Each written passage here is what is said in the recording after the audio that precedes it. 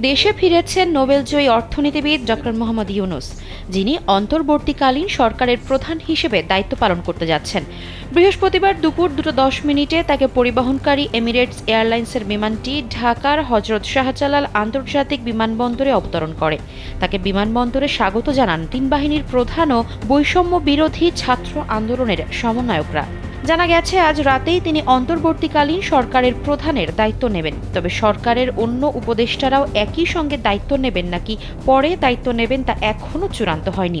মঙ্গলবার বঙ্গভবনের press wing নিশ্চিত করেছে, শান্তিতে নোবেলজয়ী ডক্টর মোহাম্মদ ইউনূসকে প্রধান করে অন্তর্বর্তীকালীন সরকার গঠন করা হচ্ছে। এ সময় রাজনৈতিক দলগুলোর সঙ্গে আলোচনা করে অন্যদের নাম জানানো হবে বলে উল্লেখ করে প্রেস উইং।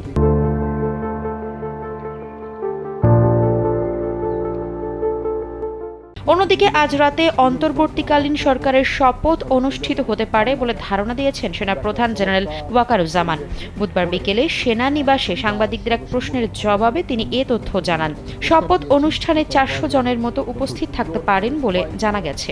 ডক্টর ইউনূসের নেতৃত্বে গঠিত অন্তর্বর্তীকালীন সরকারের কতজন সদস্য থাকবেন জানতে চাইলে তিনি বলেন, 15 জনের সদস্য হতে পারে। যেহেতু ফরমালি জানানো হয়নি, এটা নিয়ে এখন তিনি কথা বলতে চাচ্ছেন না।